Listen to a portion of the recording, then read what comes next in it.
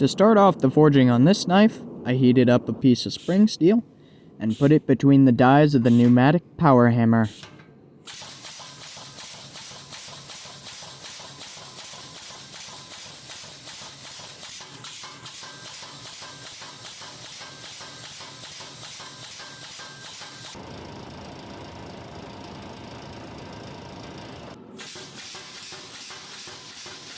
After forging the bar to a reasonable size, I took it over to the hand hammer and started forging in the tip.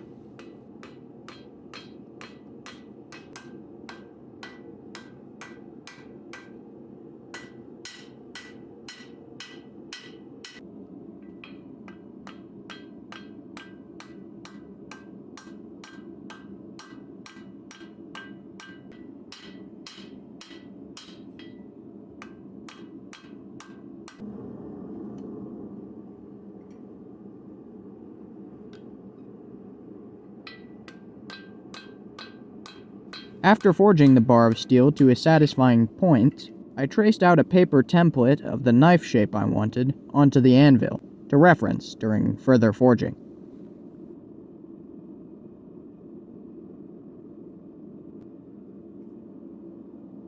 Now I need to figure out how to make this rectangular bar of steel into the shape of the knife that I designed. One of the things I did was put it over the edge of the anvil and hammer on the spine to isolate where the blade is. Another technique I used was placing the edge of the blade on the horn while using the rounded face of the hammer to beat on the clip point. After roughly finishing forging the blade, I take out the hot cut tool. It's time to chop the knife off the bar.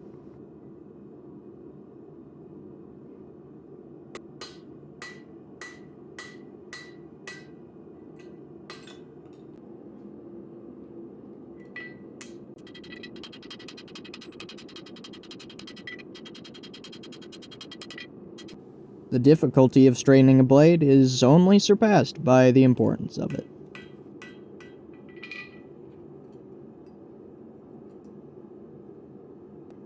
After making the blade fairly straight, I placed a piece of angle iron into the forge. This will shield the knife from direct contact with the flames, keeping the heat more even during the normalizing cycle.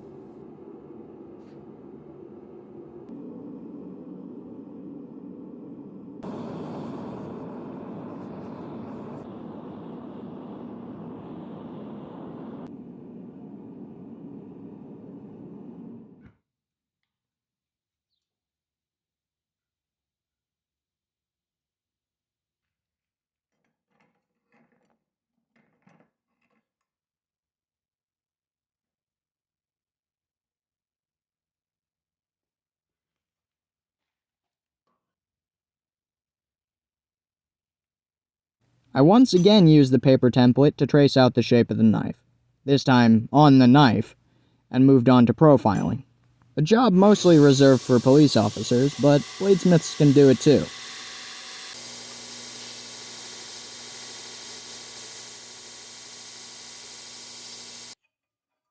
After getting a nice profile of the suspect, I used a Sharpie and a drill bit the same thickness as the knife to get a straight line on the edge to reference during beveling.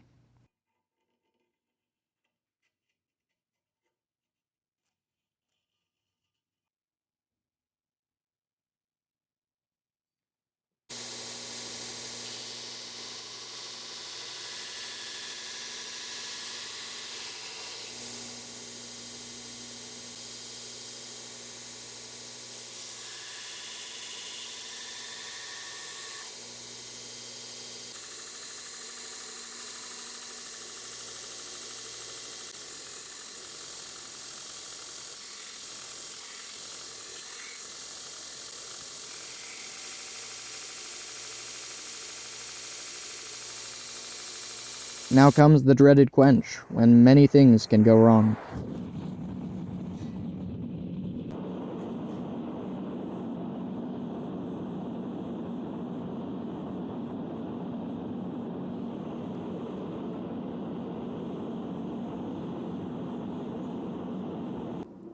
Before the hardening, however, I need to put my own special mark on this knife.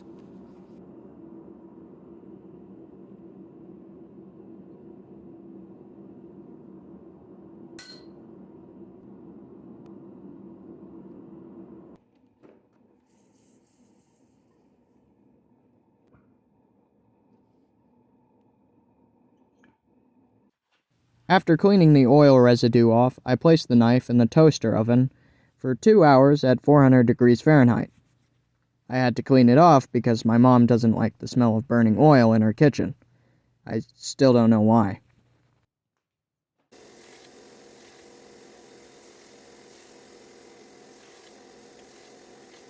After cleaning up the bevels on a fine grit belt, I moved over to a rougher grit to taper the tang.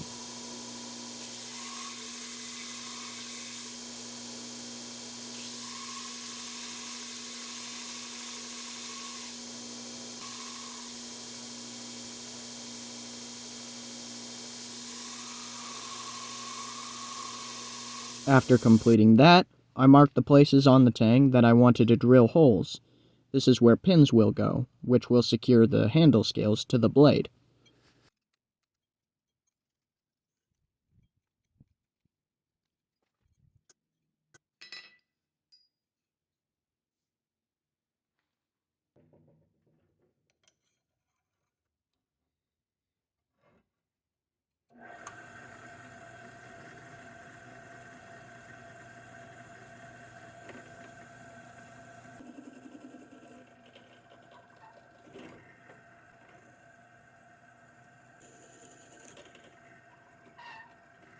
Now that the holes are completely drilled, it's time for a hazy hand sanding session.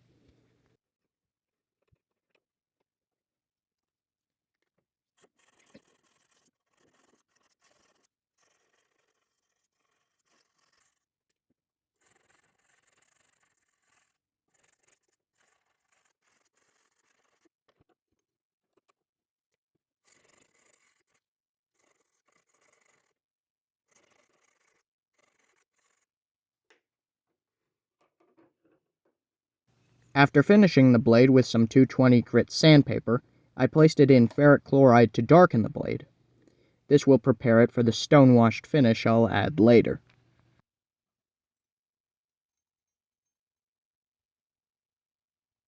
So, here's where we have the knife right now. I just etched it. And unfortunately, when I etched it, I noticed something quite wrong. The dark is not consistent over the whole blade. And right here, it's light gray. And that is consistent for both sides, so I know it's not like I got oil on it or something which prevented it from etching. That is an unhardened spot in the blade, and files confirmed it. So to fix it, what I did was I made a new one. That one is far too thin to reheat treat it, refinish it, rehand sand it. That's just too much hassle to go through to redo all those steps. So I made this one, and it turned out a lot better. Surprisingly, when you do something a second time, it generally turns out better. It's consistently black over the whole blade, which means I can move on to the next step. Which is, of course, putting it in a tub of rocks and performing the stonewash dance. This blesses the blade with tons of tiny scratches, which looks quite cool.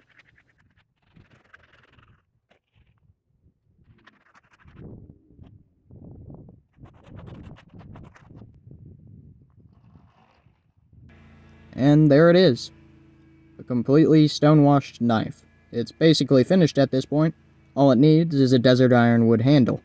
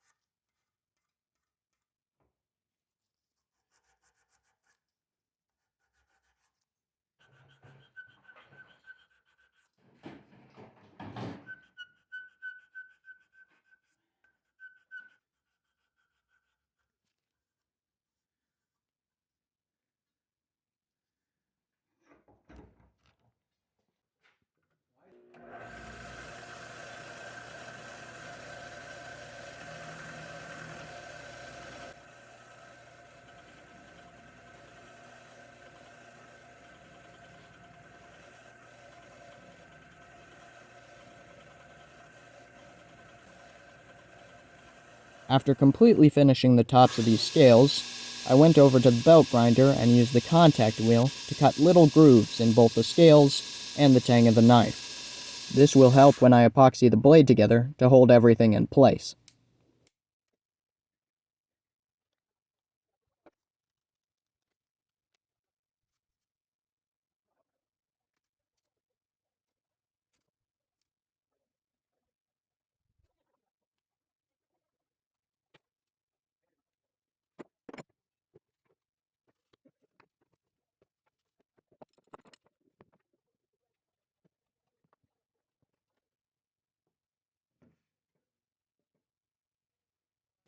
After that, I moved to the belt grinder and shaped the handle. Yes, I know, I haven't been wearing a respirator for the whole video, but I got fed up with it fogging up every time I'd wear it. If anyone has any ideas on how to fix this, please tell me.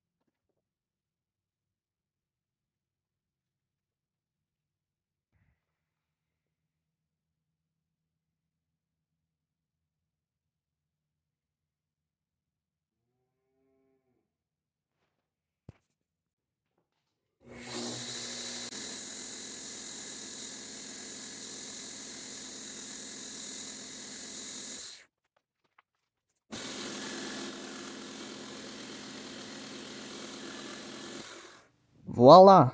The knife is complete. And I am so happy with it.